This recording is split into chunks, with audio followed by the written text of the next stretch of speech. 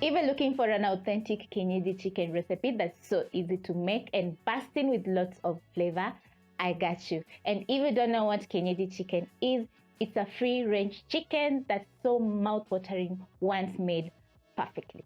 This chicken recipe is delicious and tender, has a perfect blend of spices, fresh herbs, resulting to a rich and flavorful sauce.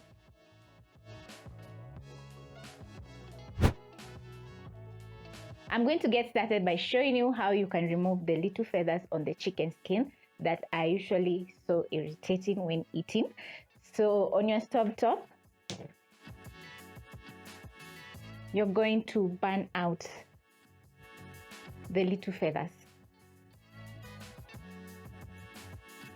All you have to do is hold the chicken on the flames and the feathers will burn.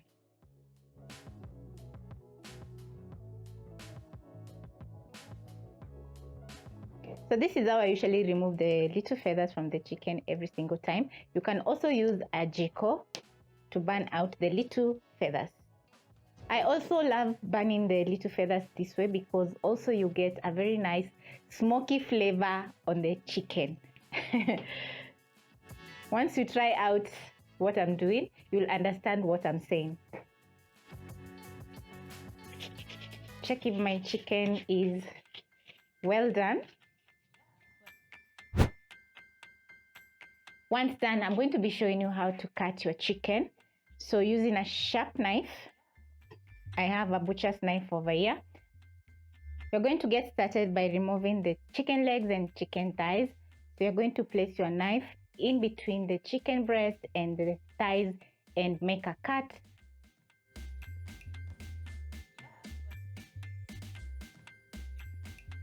Next, you're going to make a cut at the bottom part of the chicken. This is to remove the inner organs from the chicken. So it's a little bit tricky.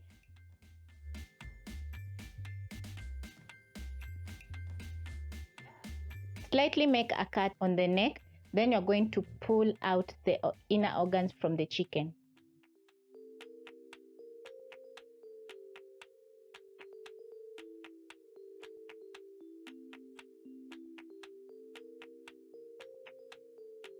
Place in your hand inside the chicken, just like that,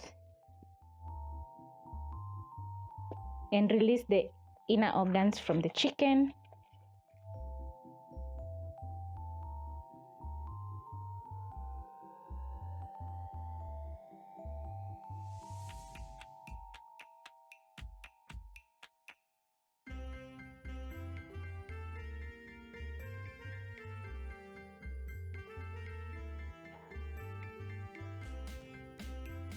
Once done, it's time to chop or separate the chicken pieces.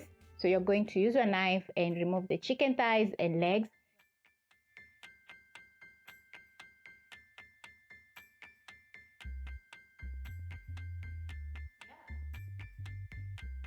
Next, you're going to chop off the chicken wings.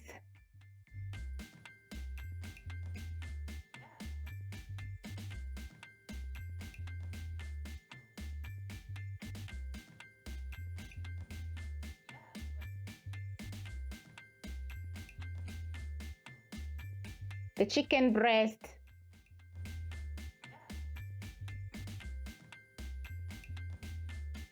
You'll need some muscle to separate the chicken breast from the back because mine is a roaster and it's a little bit tough.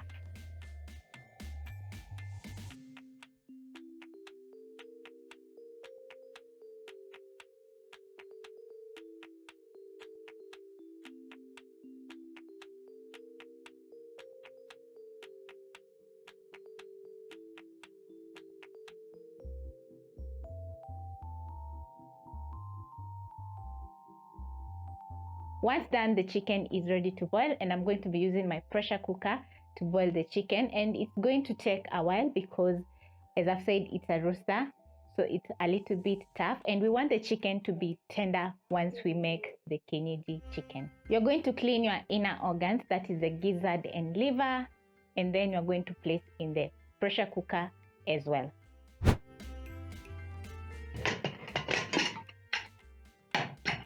My chicken is clean, So I'm going to place in my chicken into the pressure cooker, add in some salt, add in enough water to boil our chicken.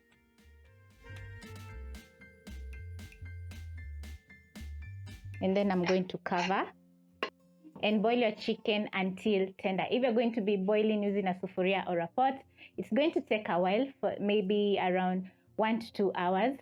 So check on your chicken and make sure it's tender after boiling. This is how my chicken is looking after boiling for around 30 minutes on my pressure cooker.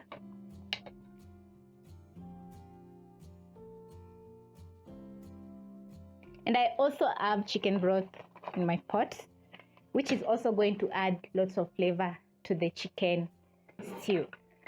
And because the chicken is ready, we are going to be proceeding to the next step, which is making our chicken.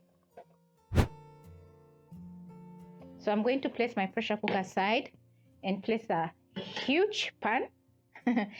And I've already prepped up my fresh ingredients. So I have my tomatoes. These are 3 blended tomatoes. I also have 2 large onions over here, coriander, some garlic and ginger together with capsicum. I'm going to be using 3 spices, which are going to add lots of flavor to the chicken. And also I have tomato paste. So over high flame, I'm going to add in 1 tablespoon of cooking oil because the chicken is fatty. Add in my onions.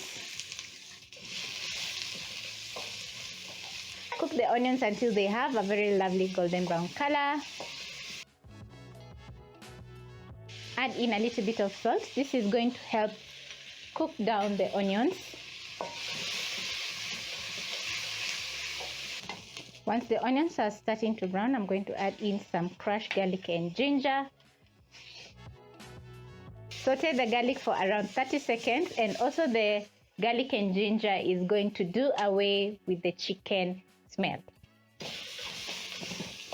When you notice that the garlic is browning, you're going to add in your tomatoes, tomato paste. Then next I'm going to add in 1 teaspoon curry powder, half a teaspoon garam masala, and 1 teaspoon cumin together with the seasoning cube. The tomato paste is going to add a very lovely color to our chicken stew, and the spices are going to make the chicken very flavorful. I'm going to add in a splash of water so that the tomatoes can fully cook through. I'm excited for my free-range chicken stew because it's going to be perfect. Once the tomatoes are ready and they're looking so good,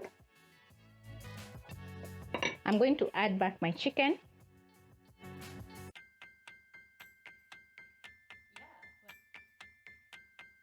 Together with the chicken stock, which adds bits of chicken, and also you can see the stock is very fatty.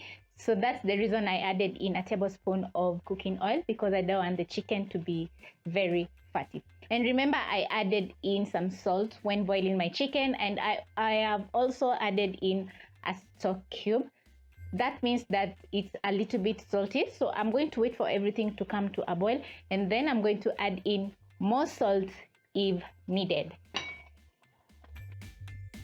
Stir in the chicken.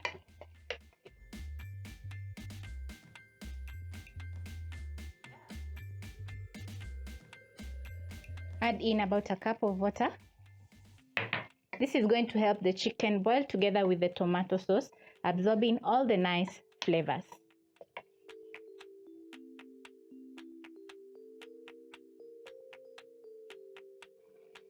I'm going to add in a little bit more salt to fully season my chicken. You can tell this is going to be delicious because the chicken is looking so awesome, and because the rooster was very big, that's the reason I'm using a very large pot. I'm going to wait for the sauce to reduce halfway, and then I'm going to add in some capsicum so that it can cook for around a minute before serving.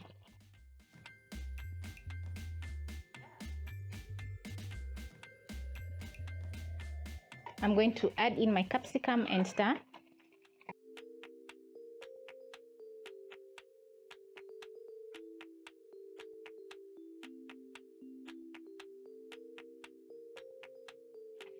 And after a minute, I'm going to garnish with some coriander.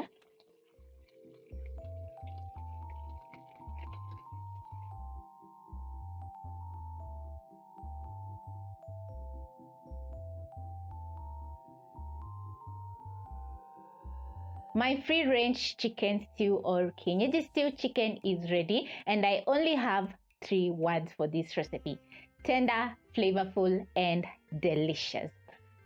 This recipe will be a crowd pleaser once you try out the recipe, and I love serving up my chicken stew over some ugali or chapati. I'm going to be serving mine over some brown chapati, which I made earlier on. You can check out the video up here or in the description box.